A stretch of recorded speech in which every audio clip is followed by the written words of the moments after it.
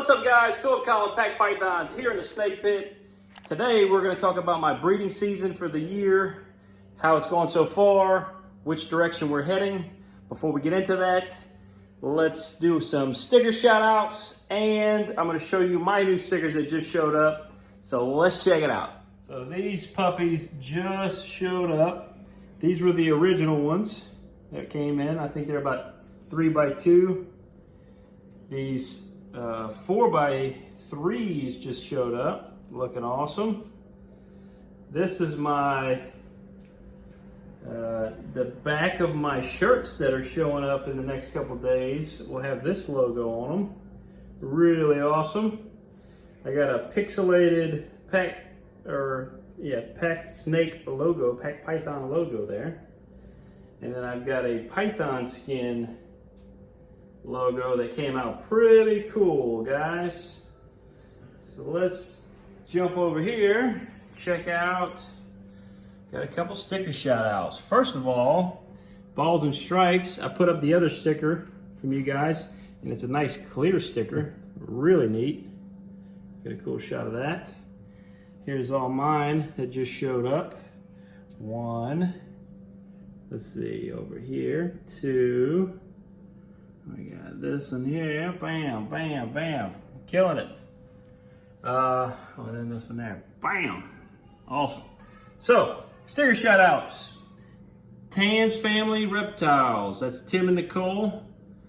Pretty sure I follow them on YouTube, and I think they have Instagram also. I'll make sure their links are all down in the description. Real cool sticker. And who else? Baby Daddy Reptiles. That one just came in today. Very cool. Friends with them on Instagram. I'm not sure if they have any other social media, but any links will be down in the description. Very cool. Now let's jump in and check out these females. Well, actually, before that, we can talk about this. So this is still clutch number 4. The babies have not shed out yet. Looking real pretty. The normal looking one was bluing out the other day, so I think we're getting pretty close to shed. And we sexed them, and this little girl is going to be staying with us. She's pretty. Hopefully we get a few more of those in clutch number 5. This is a 6-egg clutch. If you get the right lighting, you can see them in there.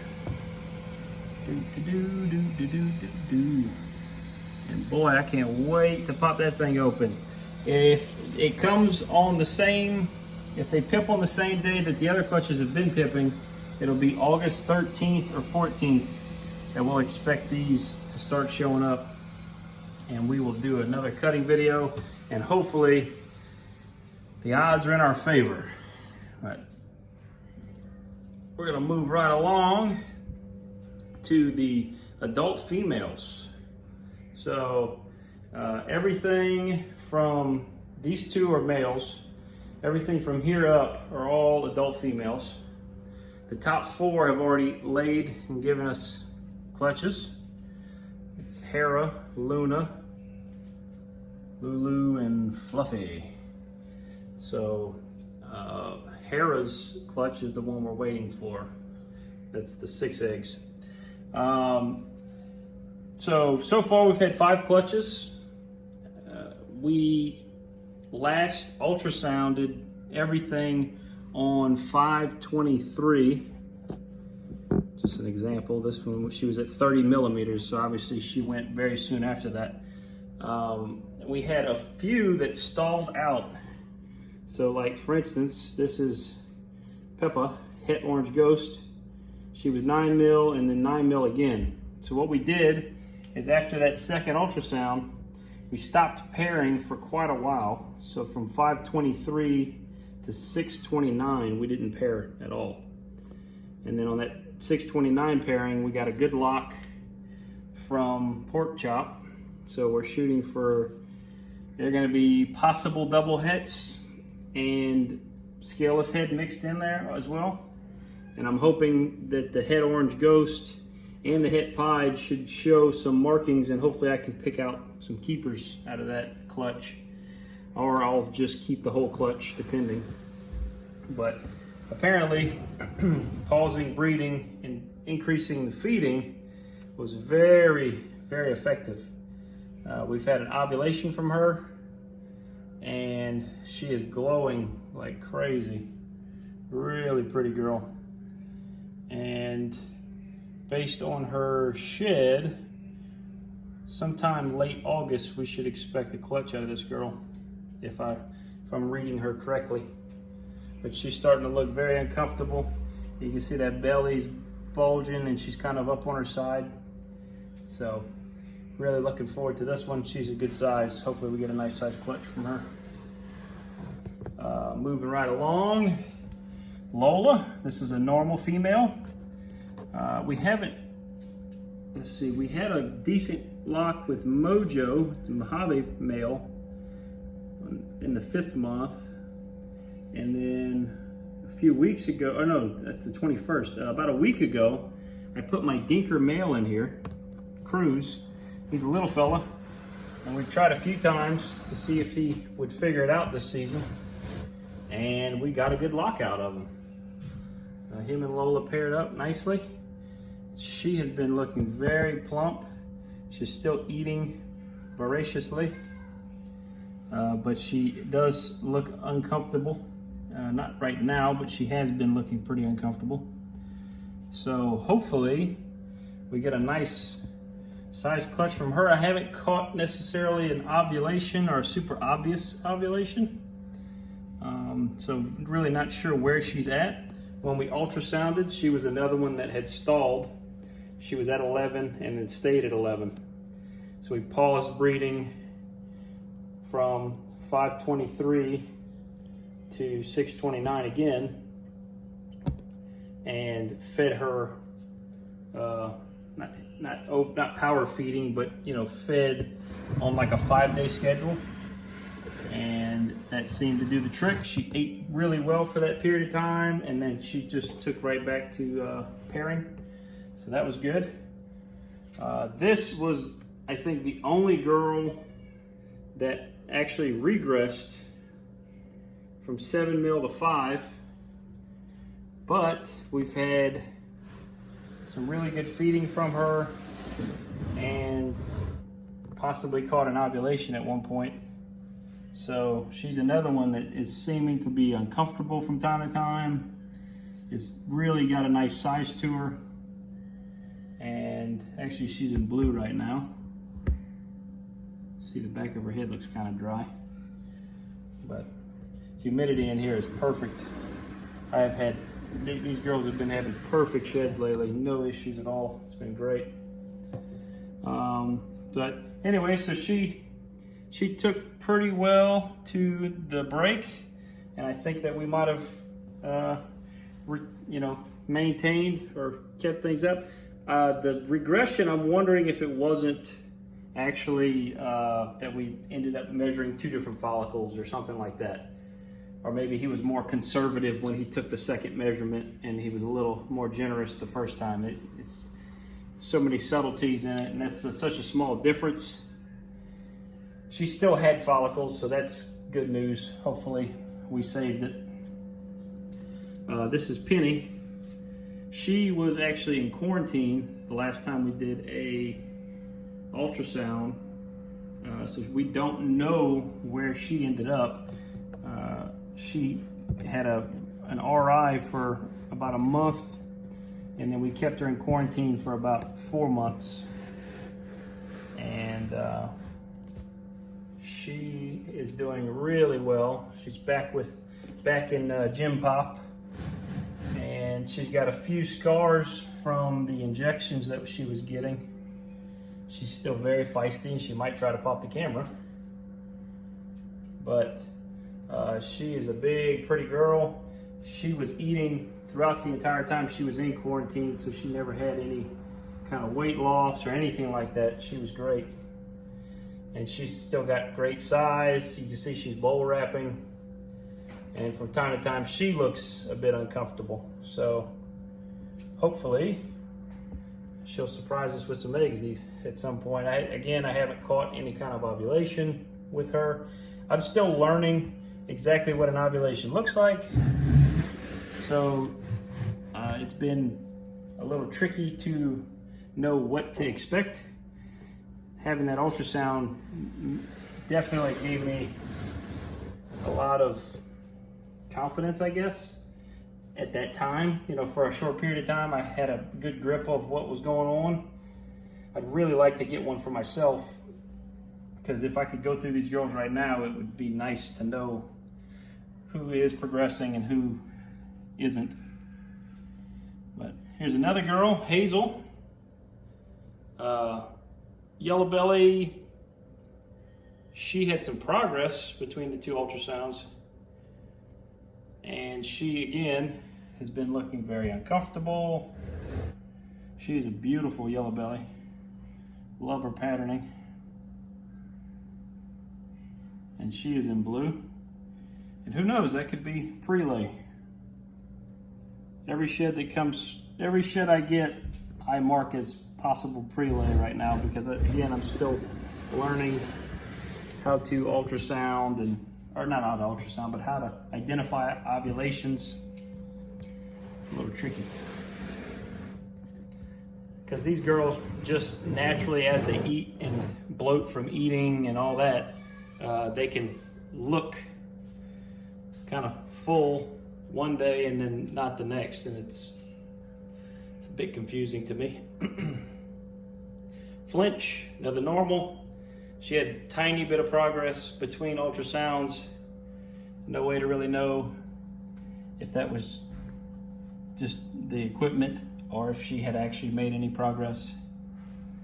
She's had a few times where she's looked very, very swollen, and at this point she kind of looks a little deflated, so it's kind of hard to call.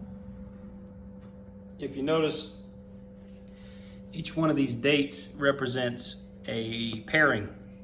So we're at, that's, I think, 13 pairings without any confirmed locks, which is a bit unsettling. But at some point, a sneaky male could have definitely managed to do the deed, and I just missed it. So hopefully, you know, still being optimistic for that. This is Jelly Bean, Spinner, Possible Cypress. This girl was produced by Tony Thomas at Hardwired Exotics. She went through a few different owners and then ended up here with us. She had some great follicle growth. She's a smaller girl, a little under 1,500 grams. She went off food around the same time that we ultrasounded, and she had jumped up from 8 mil to 20. So she very well could be full of a few eggs. She's looking a little lumpy there. Not super lumpy, but she has not shown any interest in food. I've offered live and frozen just to kind of see if I can entice her back to meals, but she's clearly uninterested. Hopefully she's just cooking some eggs for me. So moving right along. Honey. This, I think I got her from Eric Seto at Seto Balls. I'm not sure if he produced her. This is a Lemon Blast Spot Nose female. Big pretty girl. She had stalled out at 9 millimeters between ultrasounds. Had some good locks with her. So, and then she went to Mojo, which is the Mojave Leopard. So we could get some leopard spot nose combos, which would be really cool, with Mojave and pastel and pinstripe mixed in there too. Really neat. All right, we're down to the last three. Let's hustle through these. Coco, big pretty girl, very disappointed. We got no follicles on both ultrasounds. kind of discouraging. But she's been acting like she wants to make me some eggs. I think I may have even seen an ovulation at one point. It's kind of hard to tell. She's a big, pretty girl. She's super dark. Looking at her on the camera actually seems like it's showing her more bright than what she actually is. She's a very dark female. Really love her contrast. And I paired her, she's het albino, and I paired her to Butters, my candy male. Really hoping to produce some high contrast stuff from her, seeing if that dark coloration is genetic or if it's just polymorphic. But we might have missed on that one. Maybe not. I don't know. It's hard to say. This is Athena. This is another girl that from time to time looks huge. Lately, she's been looking a little deflated, but she does look pretty good right now. So, kind of hard to say. She was also stalled out between ultrasounds, and we've only had a couple good locks from her, and the last lock was over 3 months ago. So, no telling. Another het albino female that was paired to my candy male. Not too sure on her. And then last but not least, Venus Schnitzel. She is another normal het albino. She's had a few good locks. She had decent follicle growth, about 6 mil between the two. And she has been off of food for quite some time. So again, I'm hoping that she is just sitting there cooking me some eggs. She's not the biggest girl I have. I think she's around 1,800 grams or so. Real pretty girl. I love her patterning. She's got great pattern and she's got pretty high contrast. Her blacks are very black. Nice gold coloration. Really pretty. So we'll see what she gives us. Trying to be patient with all this. Oh man, it's hot in here. Oh boy. For all the good students that have been following and listening along, in my previous videos, you would know that I had that incident where the thermostat overheated a bunch of stuff. Talked to a lot of breeders. They said that I shouldn't worry too much about it, that they've had similar incidents that didn't ruin their season.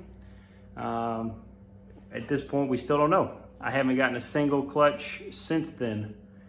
So technically my season is all up in the air. There's no, without getting the ultrasound machine back over here, which I'm trying to do.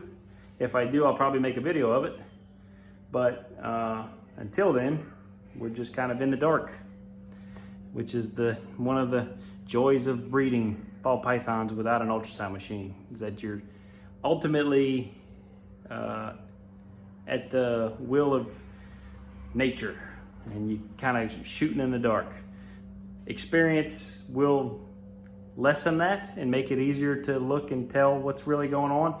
But at the end of the day, these females can kind of do whatever they want and could reabsorb at any time just for any reason. They can stop eating for any number of reasons, so it couldn't it's not necessarily egg related. Could just be that they decided to stop eating.